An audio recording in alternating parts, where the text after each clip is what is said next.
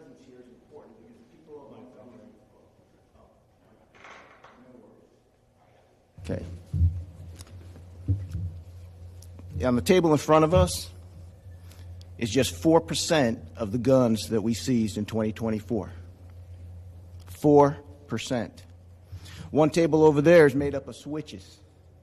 Those are machine gun conversion devices that are very dangerous and shoot indiscriminately when they're being used. Today we're pulling back the curtain on a very real and very dangerous issue. The sheer number of the illegal firearms that our officers are seizing from crime scenes and criminal suspects in the city. The ones that we seized over 2024, and of course we seize every year. So far in 2024, we seized over 1,866 firearms. That's more than 5 illegal firearms taken off the streets every single day. Among them, we've had 41 machine gun conversion devices. Those turn these simple pistols into basically, you could say, death machines. These weapons are designed for rapid and indiscriminate fire. Each weapon represents a violent crime that could have happened or has happened. Basically, lives that may have been lost or lives that could be potentially lost had we not seized these weapons. The stakes are very high. They are life and death. And our officers have to deal with the results and fallout of this every single day. Now, in 2024, we did see a decline in homicides by 19%. We saw a 13% decline in non-fatal shootings. But while that's a step in the right direction, it's not going far enough because all the numbers are still, as far as I'm concerned, too high. Deaths they're irreversible. The blood is indelible. The numbers that we are going to be sharing today, they don't just tell a story of our enforcement. They tell a story of what's fueling violence in this city, because firearms fuel violence in this city and in this state. And of course, what you see here is just, like I said earlier, a fraction. 4% of the guns we've already taken in 2024. Now, if I'm talking about numbers, I can honestly tell you, just this year alone, 2025, we've taken 193 weapons, including conversion devices, off the street. So that's on top of the weapons that I talked about for 2024. Now, each time an officer takes one of these weapons off the streets, they're making the city safer. But the work's dangerous. Basically, the weapons are not being left abandoned in buildings. They're being carried by criminals who are not afraid to use the weapons. This means that every police encounter does have a potential to turn deadly. The officers of the Montgomery Police Department put themselves in harm's way every single day to do this work. They're tracking down violent offenders, and they're responding to high-risk calls. And they're making sure that these guns don't end up in the hands of the people who will use them to take lives. Basically, this issue alone, though, with all the numbers I've just described, it's not just a law enforcement issue. The presence of illegal guns in our community is a problem that requires solutions from all sides. Strong enforcement, responsible policies, and a commitment from the entire community to break the cycle of violence. Mayor Stephen Reed has been a steadfast partner in this effort, ensuring that we have the resources and the support needed to do this job effectively. His leadership has been crucial as we continue working to make Montgomery a safer place for us all. And the words I just said don't say enough about how much I feel and appreciate the mayor's efforts in this area. Mr. Mayor, I'd like to turn it over to you now. Thanks, Chief. Good morning. Just want to thank Chief Graboys and all the leadership, as well as all of our officers with Montgomery Police Department for doing this work. This is truly, truly hard work. It is gumshoe police work. It is something that happens when you have the intentionality and the interest and the desire to make a big difference. The dedication that so many of these officers have shown to the city is not only commendable, it's something that we truly can't express enough. To our partners at the county and state levels, we appreciate your continued collaboration in keeping our community safe. To those at the federal level, we appreciate everything that you do as well. However, the report that Chief Graboys just recently gave is deeply troubling. Nearly 1,900 firearms seized in a single year. That is not just a statistic. It is a reflection of the immense challenge our officers face on the streets. And now, the increasing presence of illegal machine gun conversion devices, or Glock switches, raises that threat to an entirely new level. These small devices transform the handguns into fully automatic weapons, creating an unpredictable and extremely dangerous environment for law enforcement and the public alike. This is not a partisan issue. This is a police safety issue. There's no legitimate reason for anyone to have these conversion devices. They serve no lawful purpose. They only make firearms more lethal and our communities more vulnerable.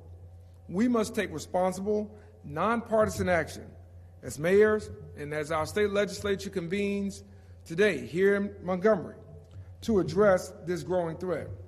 The good news is that we have solutions in front of us. State lawmakers, Republican and Democrat, have introduced legislation to close loopholes, prevent the spread of illegal firearm modifications, and ensure that law enforcement has the tools they need to keep our community safe. That's a great start. We've also heard sheriffs from around the state, district attorneys as well, comment on what common sense gun reform looks like, comment on what removing conversion devices, how that would impact things. But House Bill 26, Senate Bill 31, and Senate Bill 32 would ban machine gun devices and impose tougher penalties on those who use them to endanger the public. HB 23 would reinstate common sense permitting requirements for carrying assault weapons. HB 12 and HB 51 would ban bump stocks, another dangerous firearm modification that serves no purpose in responsible gun ownership.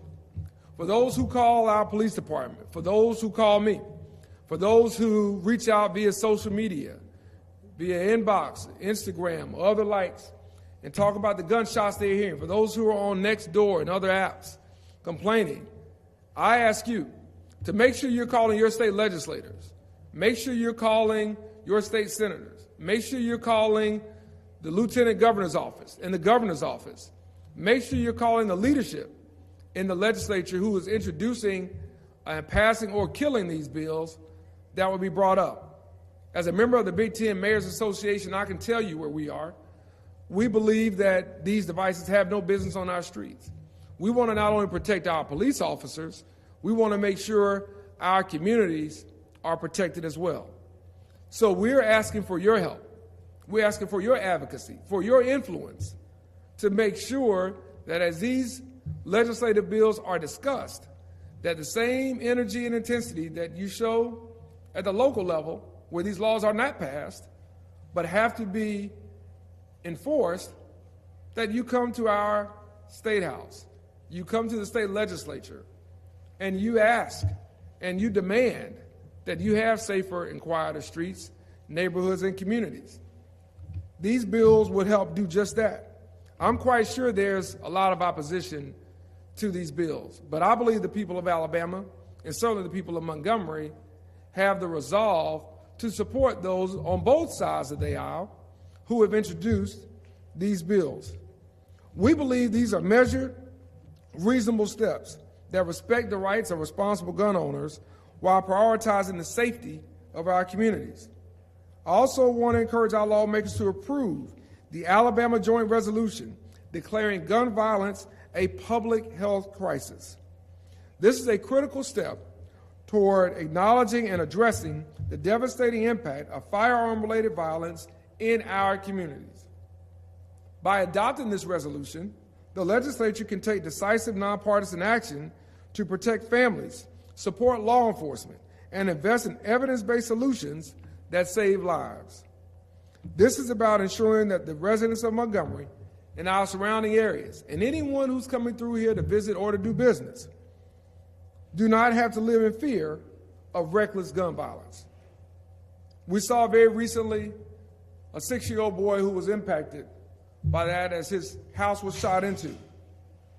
This should not happen to a 6-year-old boy or an 86-year-old grandmother or great-grandmother. We have to do everything that we can as policymakers to find common ground on this issue.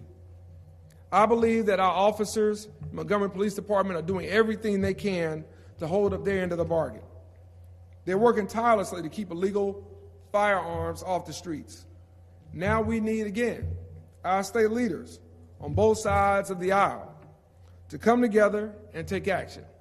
I stand ready to work with any of you, stand ready to work with the governor and lieutenant governor on whatever legislation makes sense. And I believe that I can speak for many, if not most of my colleagues in the Big Ten Mayors Alliance and the Alabama League of Municipalities, mayors and city councilmen who are also looking for solutions and looking for collaboration with our state leaders. We all want a safer Alabama. We all want our officers to go home to their families at the end of their shifts. We all want our children to grow up in communities where they can thrive free from the fear of gun violence. This is our opportunity to take a nonpartisan approach to a nonpartisan issue. A gun nor a bullet knows whether or not you vote Republican or you vote Democrat. These are things that leaders are called to do and must respond to the call to do what is right and to do what is just.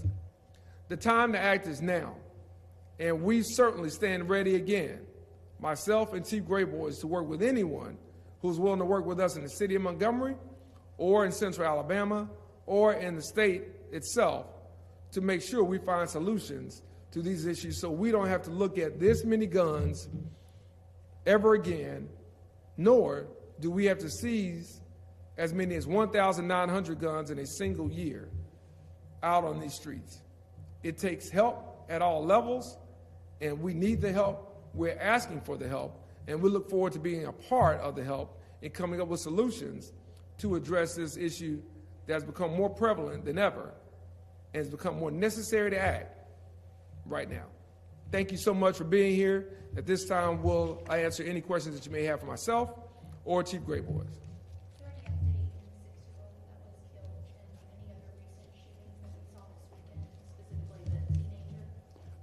The child you asked about was not killed, okay? That is a assault investigation that we are undergoing, okay? So the update is we are working that case tirelessly. We are doing everything within our power to track down the perpetrators, and we will get them.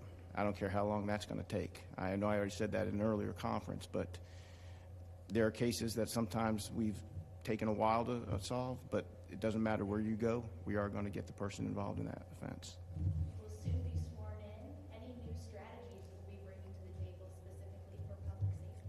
Can I interrupt real quick? Of course. I will jump and just say that I'd love for Chief to address that tomorrow after he's sworn in. We've got several things we want to focus on, and he's got a lot of ideas and initiatives. But I'd like for us, if we can, to make sure we focus on why we're here, which is the prevalence of these weapons in our communities, and this has been a small portion that we have confiscated of what is actually on the street. But I certainly look forward to Chief sharing some of his vision, sharing some of his goals and objectives, as we will as well tomorrow during that ceremony. Yes. I just wanted to clarify, you're talking about a 6-year-old whose home was shot into. Are we talking about the child who was injured and sent to the hospital last week? We're talking about the child involved with the news conference that I gave last week. Okay. That's what this is related to. But like I stated, we are working that case tirelessly, and we will not stop working till we solve it. Any other questions? Mayor, do you feel like the legislative delegation has an appetite for gun reform during this legislative session? Thanks for the question. I certainly do. I think our legislative delegation locally here is engaged. They've introduced a couple of bills themselves. Representative Hassel as well as Representative Ensler. I've spoken with our state senator, Kirk Hatcher. He is very much engaged. I look forward to speaking to the new Senate Pro Tem, Senator Gudger, about his openness to this idea, as well as some of the other leaders in the state. But I think that locally, we're engaged. Sheriff Cunningham, Chief Graboys have been doing a fantastic job working with the Montgomery Area Crime Suppression Team. They understand what's out there. Our district attorney certainly is committed to helping where she can now in this new role for her. So we're looking all across the board. And I would be remiss if I didn't add one part to this. When we do the arrest, we want the judges to take a look at the records of those that we're arresting. We certainly believe that gun reform plays a part in this, and legislators and policies, but our judicial system also plays a part. And I look forward to meeting with them next week to discuss this, because we want to make sure that repeat violent offenders are not put right back on the street. And if there's policy that we need to introduce to change some of those things as it relates to how and why they're released, then we would like to address that this session, because that also is a challenge when our men and women, Montgomery Police Department, are doing the work and they are arresting the bad guys, and our community is involved in helping us, and within 48 to 72 hours, the same bad guys are right back out in the communities, causing problems and really spreading fear. That is very, very important for us. And it takes, again, a comprehensive approach to this, from legislation and laws that are passed and signed by the governor, as well as the judicial branch, really holding those people accountable who are repeat violent offenders and making sure they don't go back out and do the same thing. And we'll continue to work with all of our parties that we can, but I certainly appreciate our local delegation for introducing their bills, and those from around the state who have done the same thing. Mayor, if you can, the other mayors of Big Ten that you talked to, are y'all collaborating on anything cohesively, because there's power in numbers as far as gun violence? Yes, sir. You will see us very active in the State House this session. A lot of the mayors of the largest cities in this state, to varying degrees, have a challenge with gun violence, but certainly have a challenge with the prevalence of guns that are being confiscated. So we will be looking to get the help, as well as the ear and then the action of state leaders right here during this session, because we think it's important, and we think that if they hear from mayors from around the state and what our police officers are dealing with and what we're hearing from our chiefs, then maybe that will make a difference in terms of how they approach the legislation and in terms of how they approach the priority in which we go about making Glock switches, conversion devices, and other things that are making our streets more dangerous harder to access for those who should not have them. This will be the last question from me. Talk about what are the obstacles, and Chief Graboys, you as well, what is the biggest obstacle you all are having to try and overcome to either get legislation passed or to either see a shift in the numbers? What's the biggest obstacle that you guys think that you're having to try and overcome? I think this is actually a question that each of us would have a different perspective on. My perspective is a perspective actually of the officer on the street. And I can tell you what I'm seeing, which are too many guns. I'm seeing tools that a law enforcement was able to use to take illegal guns not in existence right now. You could say policy decisions might have drawn that, or laws, but the fact of the matter is I know that in my first iteration at Montgomery Police Department, if I found an illegal gun in an individual who shouldn't have had it, I pretty much could take that individual and that gun with me, probably preventing crimes from taking place. That doesn't exist anymore. And that is incredibly frustrating as, I would say, an officer on the street. I can tell you also on the street, unfortunately, because the mayor did a great job when he was talking about things with the subjects we're arresting. I mean, there have been times I've arrested individuals, or I should say my people have arrested individuals who were out, who would basically, maybe they're out on bond for committing attempted murder like within the last few months, or maybe they were out for committing murder within the last couple of years, but they're already out. or they're already on probation. And I don't understand that. I am not a legislative kind of person, but I can tell you what we're seeing, and that is what we're seeing on the streets. These guns are too easy for people to get.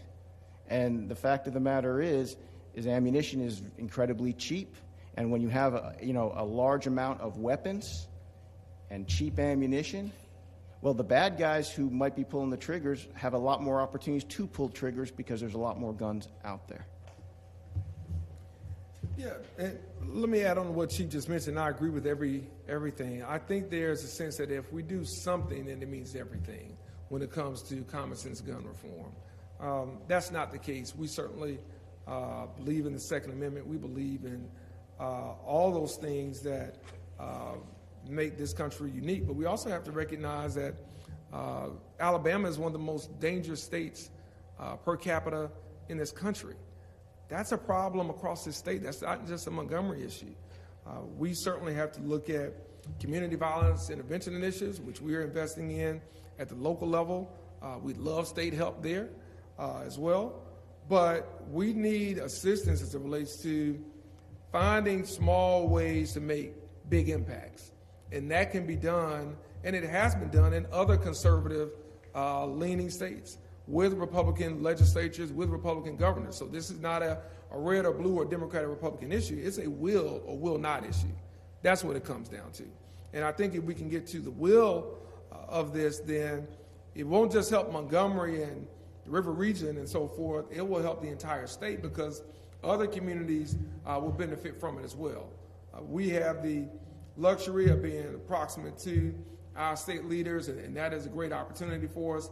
But it also brings about great responsibility in the sense that we have to bring some of the hard truths to them about what we would like their help on and we would like their assistance. So I'm optimistic about it.